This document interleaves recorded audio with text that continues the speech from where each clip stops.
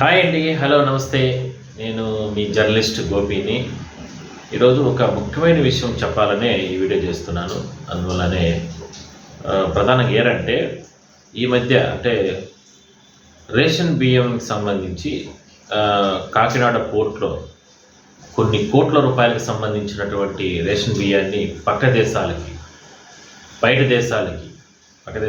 బయట దేశాలకి తరలిస్తూ సాక్షాత్తు డిప్యూటీ సీఎం పవన్ కళ్యాణే ఆయన తనిఖీల్లో బయటపడడం జరిగింది. ఆ సందర్భంగా చాలా దారుణంగా అధికారులు ప్రవర్తించిన తీరు నిజంగా అధికారులేనా మీరు సిగ్గుపడచ్చు తలదించుకొని అనే స్థాయికి అందులో కూడా ప్రజలు చర్చించుకుంటున్నారు. వాస్తవం ఎందుకంటే తప్పులు జరిగే సమయంలో ఆ తప్పులని అరికట్టాల్సిన బాధ్యత అధికారుల పైన ఉంటుంది. లేదంటే మాఫియా ఏదైతే ఈ రైస్ మాఫియాకి సంబంధించి వాళ్ళతో చేతులు కలిపి వాళ్ళు ఇచ్చేటటువంటి ఎంగిలి ఆకులు అంటే ఎంగిలి మెతుకులు అనొచ్చు, అంటే ఎంగిలి డబ్బును తీసుకోవడానికి ఈ స్థాయిలో పేదల బియ్యాన్ని ఈ రకంగా బయట దేశాలకి అక్రమ రవాణా జరుగుతుంటే కూడా పట్టించుకోకుండా పోవడాన్ని ఇది చాలా రకాలుగా బాధ కలిగించే అంశం. దీనిపైన ప్రభుత్వం కూడా చాలా సీరియస్గా ఉంది. అంటే అందరూ అధికారులు ఇలాంటివి చేయరని కాబట్టి ఎవరో ఒకరిద్దరు కొంతమంది అంటే అధిక మొత్తంలో ఆ కాకినాడ పోర్ట్లో అధిక మొత్తంలో ఒక మాఫియాగా ఉన్నటువంటి వ్యక్తులు ఎవరైతే ఉంటారో వాళ్ళతో కుమ్మక్కైనటువంటి అధికారులకు మాత్రమే ఇప్పటి వరకు మనం మాట్లాడుకున్న భాష వర్తిస్తుంది. ఇది 100%. అయితే దీనిపైన చాలా సీరియస్గా ప్రభుత్వం ఉంది. పవన్ కళ్యాణ్ కూడా ఎట్టి పరిస్థితుల్లో ఈ విషయాన్ని ఆ షిప్ని కూడా సీజ్ చేయమని చెప్పారు. డైరెక్ట్గా సముద్రంలోకి వెళ్ళి ఆయనే బోటుల ద్వారా వెళ్ళి మొత్తం షిప్లో జరుగుతున్నటువంటి తనిఖీలు దగ్గరుండి చేయడం జరిగింది.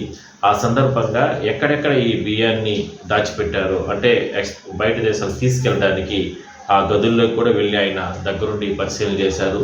ఆ సందర్భంలో కొంతమంది అధికారులు సార్ అక్కడికి వెళ్ళకూడదు, మీరు ఇక్కడికి వెళ్ళకూడదు, అంటే మీకు ఇబ్బంది వస్తుంది, అంటే అవన్నీ కూడా సేఫ్టీ కాదు అక్కడ, లేదంటే సేఫ్టీగా తరలిస్తున్న దానికి సంబంధించిన డాక్యుమెంట్స్ అంతా ఉన్నాయి బియ్యానికి సంబంధించి, ఇట్లా రకరకాలుగా ఆయన్ని దాన్ని ఏమంటారంటే మ్యానిపులేట్ చేయడం, అంటే ఆయన్ని డైవర్ట్ చేసే ప్రయత్నం చేశారు. ఇదే ఆయన్ని ఖర్చు వేసింది పవన్ కళ్యాణ్. నిజంగా ఆయన చాలా ఘాటుగా మాట్లాడడం జరిగింది మీడియా సందర్భంగా కూడా.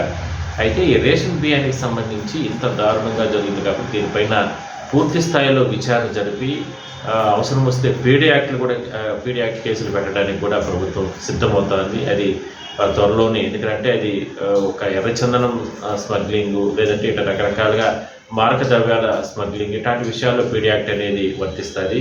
మరి ఇంత పేదల బియ్యాన్ని పేదల కడుపు కొట్టి వాళ్ళ దగ్గర నుంచి కూడా దోచుకుని ఈ రకంగా బయట దేశానికి కొన్ని కోట్ల రూపాయలకు అమ్ముకుంటున్నటువంటి ఈ మాఫియా పైన కూడా ఇలాంటి వారిపైన కూడా కఠిన చర్యలు తీసుకోవాలనే ఉద్దేశంతోనే ప్రభుత్వం దీనిపైన కూడా పీడీ యాక్ట్ని తీసుకొచ్చే అవకాశం ఉంది. వచ్చే క్యాబినెట్ మీటింగ్లో కూడా చర్చించి దాని తర్వాత ఒక నిర్ణయం తీసుకుని పాలసీని చేసిన తర్వాత గవర్నర్కి పంపిస్తారు. దాని తర్వాత దాన్ని పూర్తి స్థాయిలో ఆమోదంలోకి తీసుకొస్తారు. నిజంగా ఇది ఒక సిగ్గుచేటుగానే చెప్పుకోవచ్చు. పేదల బియ్యం రేషన్ బియ్యాన్ని కూడా ఈ రకంగా బయట దేశాలకు తీసుకెళ్లి అమ్ముతూ కూడా కొన్ని కోట్ల రూపాయలు రాష్ట్ర ప్రభుత్వ ఖజానాకి, అదేవిధంగానే ఎందుకంటే పేదల కోసం ప్రతి నెల కూడా కొన్ని కోట్ల రూపాయలు బియ్యం కోసం ప్రభుత్వం ఖర్చు చేస్తుంది. 1 కిలో 43 రూపాయలు ఇచ్చి కొనుగోలు చేస్తుంది పేదల కోసం. మరి ఆ పేదలకు ఇచ్చే సమయంలో మాత్రం ఉచితంగానే ఇస్తుంది. మరి అలాంటి బియ్యాన్ని కూడా ఇవాళ వాళ్ళ వద్ద నుంచి వాళ్ళకి అందకుండా డీలర్లతో కుమ్మక్కై ఈ రకంగా బయట షిప్స్తో సముద్రం ద్వారా బయట దేశాలకు తరలిస్తున్నారంటే నిజంగా ఇది ఒక దారుణంగానే చెప్పుకోవచ్చు. నిజంగా దానికి సహకరిస్తున్నటువంటి ఆ నేతలు కావచ్చు లేకపోతే అధికారులు కావచ్చు ఒక సిగ్గుచేటుగానే చెప్పుకోవచ్చు.